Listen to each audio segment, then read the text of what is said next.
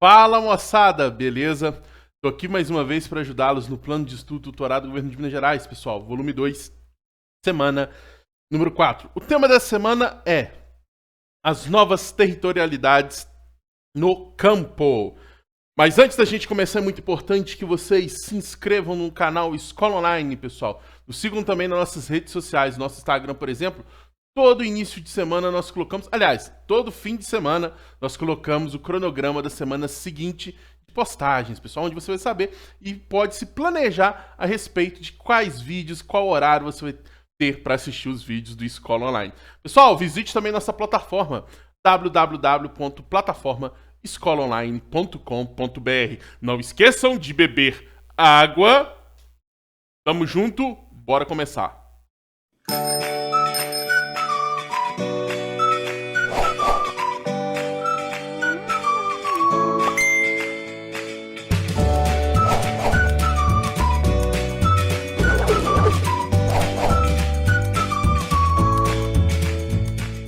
Mas antes de começar, como eu já tinha falado, pessoal, quem puder me dar uma força, no meu Instagram, prof.galvão.gel, pessoal, ou se não, Prof. Galvão, vai aparecer minha carinha com camisa de Escola Online assim, ó, barbudo.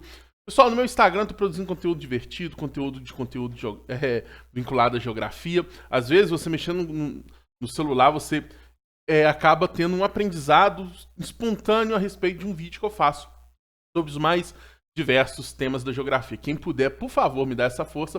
prof.galvão.gel é o meu Instagram, pessoal, beleza?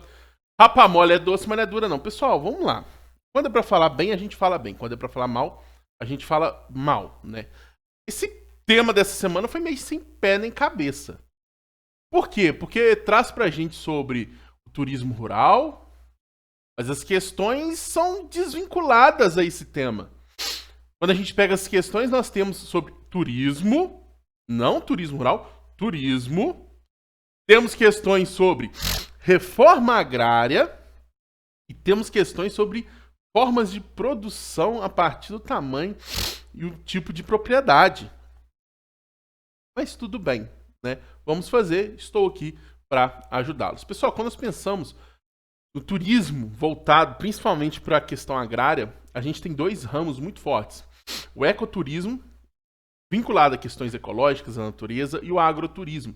São pessoas que vão, por exemplo, para hotel fazendas, pessoas que vão para o campo em busca de uma maior tranquilidade. A fuga do estresse urbano, né, pessoal? Às vezes a pessoa fica a semana inteira na cidade, barulho intenso, trânsito caótico, pressão muito grande, ela busca esses ambientes para relaxar, beleza? A gente observa também que existe uma crescente pessoas que saem da cidade para viver no campo. Às vezes ela até trabalha na cidade, mas ela mora na zona rural, ela gasta um pouco mais de tempo deslocando o seu local de trabalho, mas vive num local mais sossegado, beleza? Pessoal, quando a gente pega a questão do turismo no campo também, a gente tem uma valorização da cultura local. As pessoas, quando elas vão, por exemplo, para um hotel fazenda, elas não vão lá, por exemplo, para comer um McDonald's. Elas estão indo lá, por exemplo, para comer comidas típicas, um frango com quiabo, um leite de vaca puro, sem ser de caixinha. Então, a gente acaba ocorrendo um fortalecimento dos costumes populares, principalmente daquelas populações tradicionais daquele ambiente. E aí, pessoal, o pet também dessa semana, pessoal, meu nariz tá coçando, mas eu não espirro. Por isso eu tô assim fechando os olhos, tá? Vou até beber um gole d'água aqui em homenagem ao meu nariz, ó. Vocês bebem água também, tá? Vão ressecar por dentro. Pessoal, e o que seria a reforma agrária? A reforma agrária é justamente a distribuição de terras, mas cuidado. Muita gente, principalmente quem mora no campo, acha que reforma agrária é você lá que tem sua pequena propriedade, que tira o seu sustento, eles vão chegar e vão tomar sua terra. Não. A proposta da reforma agrária é a desapropriação de imóveis rurais improdutivos. Aquele que está produzindo não é alvo da reforma agrária. O pequeno produtor não é alvo da reforma agrária, beleza? Então, reforma agrária seria justamente essa distribuição de terras para aqueles camponeses que não possuem terra, beleza? Pessoal, perante a Constituição Brasileira, a reforma agrária ela foi assinada, porém ela não foi totalmente ou plenamente realizada. Existiu, por exemplo, assentamentos na região norte do Brasil, mas era uma região completamente desprovida, por exemplo, de infraestrutura para aqueles camponeses. Eram locais que não tinham a menor condição daqueles camponeses conseguirem produzir. Os próprios camponeses não tinham recursos para isso. Por isso, a reforma agrária ela vai muito além da questão de distribuição de terras. Você também precisa das condições para que eles possam iniciar a produção, iniciarem o cultivo à terra, beleza? Pessoal, quando a gente pega os países que realizaram reforma agrária, eles tendem a ter um grau de desenvolvimento maior justamente devido à menor desigualdade existente, não só no campo, mas de forma geral. E quando a gente pensa nos movimentos sociais do campo, a reforma agrária é o foco, pessoal. Não é a única questão. Nós temos, por exemplo, movimentos atingidos por barragem, mas a reforma agrária, no geral, é o principal foco dos movimentos sociais existentes no campo. Beleza? Então, bora de atividade. Question 1, porque eu também sou fluente em inglês. 1. Como atividade turística transforma o lugar e seus aspectos naturais e culturais? Essa questão, ela é gigante. Pessoal, o que essa questão pede pra gente são 3 coisas. Eu, sinceramente, eu achei a questão assim. Primeiro, como atividade turística transforma um lugar, ou seja, o lugar de forma geral. E, ou seja, mais os aspectos naturais, que é uma outra questão, e os culturais. Dessa maneira, então, pessoal, nós podemos pensar que um local, para ele ter a questão do turismo forte, ele precisa se adaptar. Então, um lugar precisa se adaptar ao turismo. Segundo, o turismo em exagero, de forma irresponsável, pode gerar impactos ambientais, por exemplo, como áreas nativas sofrer degradação, como erosão no solo, poluição, até mesmo contaminação do solo, se for utilizado de forma incorreta o turismo. Mas, ao mesmo tempo, o turismo ele tende a valorizar locais onde os aspectos naturais são bem preservados. Então, às vezes, o turismo pode ajudar a questão da natureza, mas também pode prejudicar. E nas questões culturais, normalmente, primeiro, você precisa adaptar um pouco sua cultura à realidade dos turistas. Por exemplo, na nossa cultura a gente não tem lanchonete. No nosso local a gente não tem lanchonete.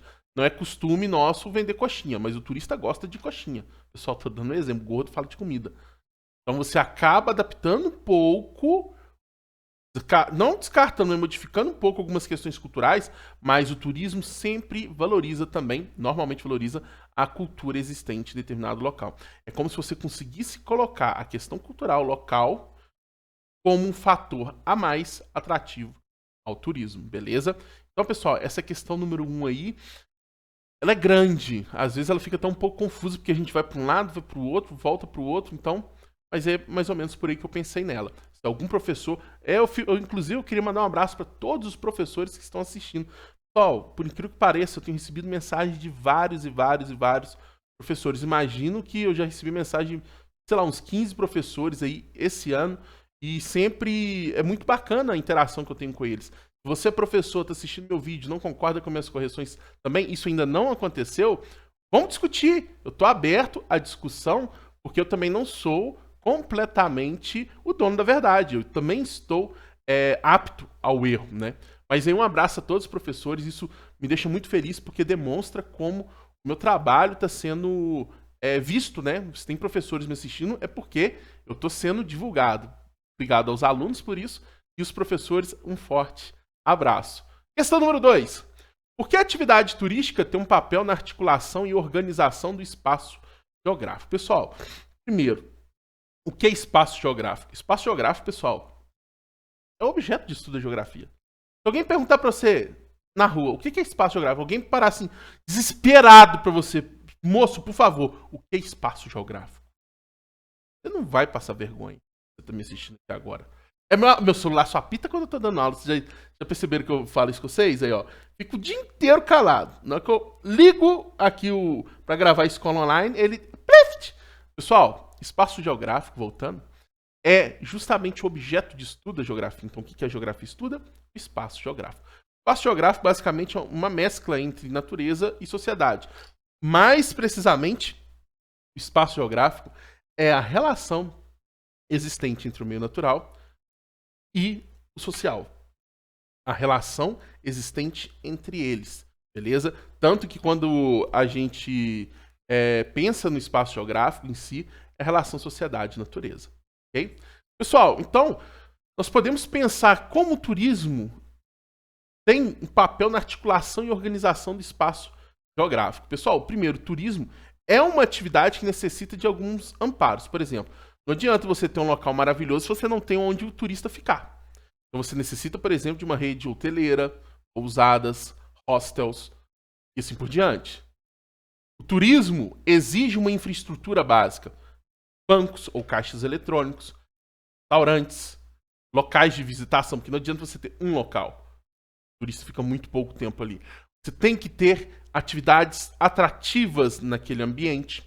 Tudo isso faz com que o espaço geográfico, com que aquele determinado lugar tenha a necessidade de se adequar às demandas existentes do turismo. Beleza? Tranquilo? Questão número 3. Pessoal, agora começa a não fazer sentido, né? Reforma agrária. Por isso que eu trouxe pra gente a questão da reforma agrária. Sobre o conceito da reforma agrária, é correto afirmar que, letra A, reforma agrária é um processo de redistribuição das propriedades? Verdade. Produtivas? Falso.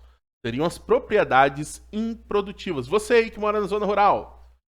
Ah, morre de medo dos sem terras? Não. Ah, reforma agrária sem terra vai invadir minha propriedade e vai tomar ela de mim? Não.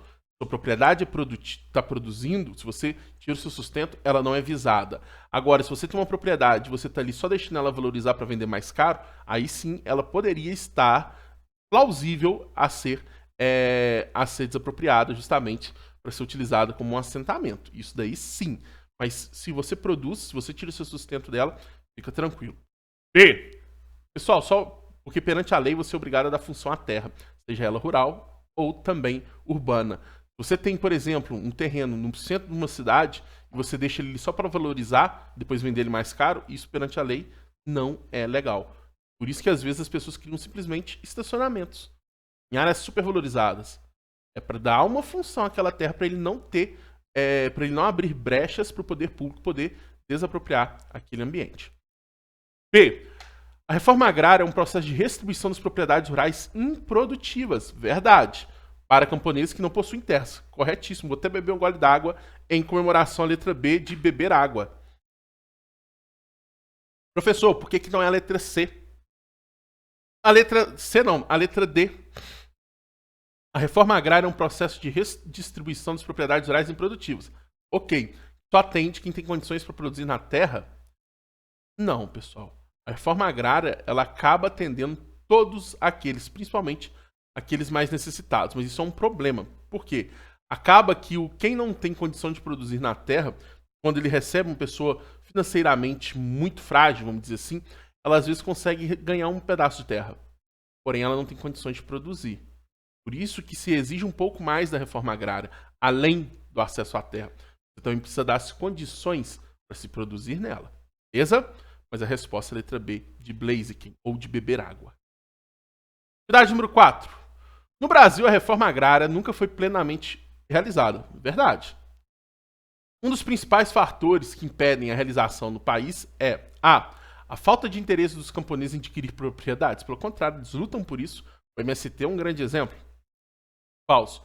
B. O baixo preço pago pelo governo pelas propriedades desapropriadas, desincentiva os fazendeiros a entregarem. Pessoal, desapropriação não tem escolha. C. A grande corrupção dos movimentos que lutam em prol da reforma agrária. Pode ser que exista realmente corrupção em alguns deles. Não estou falando que exista, eu nunca ouvi falar. Pode ser que algumas pessoas acusem disso, mas isso não seria o motivo. D. O custo de manutenção dos assentos, pois, mais do que apenas desapropriar e redistribuir terras, a reforma agrária tem que dar condições para o camponês produzir nas terras adquiridas. Corretíssimo, resposta letra D de The Best. Ai, que piada horrível. 5. No Brasil, a agropecuária é um dos principais setores da economia, sendo uma das mais importantes atividades a impulsionar o crescimento do PIB nacional. Nesse contexto, o tipo de prática predominante é pessoal, economia, agropecuária, PIB, agricultura familiar, com elevado emprego de tecnologias, falso. Normalmente, a agricultura familiar não possui um elevado emprego de tecnologias. Então, falso. B.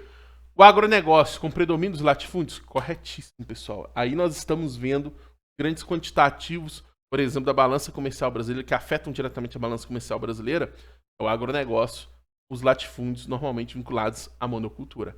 Beleza? A agricultura familiar é essencial para o abastecimento interno. 70% do alimento que nós comemos vem da agricultura familiar. Ai, ai, ai, meu coração está doendo. Você achou que eu não iria falar do Cruzeirão Cabuloso? Hoje, vou falar sim. Faltam exatamente 15 minutos para a estreia do Cruzeirão Cabuloso, Cruzeiro e Confiança. Vocês que estão assistindo esse vídeo já sabem o resultado. Eu espero. O meu palpite é 3-0 Cabuloso, fora os ameaços, beleza? Pessoal, não se esqueçam, quem puder aí também, me seguir no Instagram, prof.galvão.já, eu vou ficar muito feliz. E opa, nosso projeto Enem, eu não erro mais, pessoal. O projeto Enem será vinculado agora ao meio do ano, pessoal. Para quem aí quer estudar para o Enem, projeto gratuito com material também disponibilizado na nossa plataforma, vale muito a pena. Fique de olho, projeto Enem, eu não erro mais, beleza? No mais, pessoal, é sempre um grande prazer estar aqui com vocês. Qualquer coisa, comente aqui pra mim que eu respondo vocês, beleza? Tamo junto, é nóis e até a próxima. Valeu!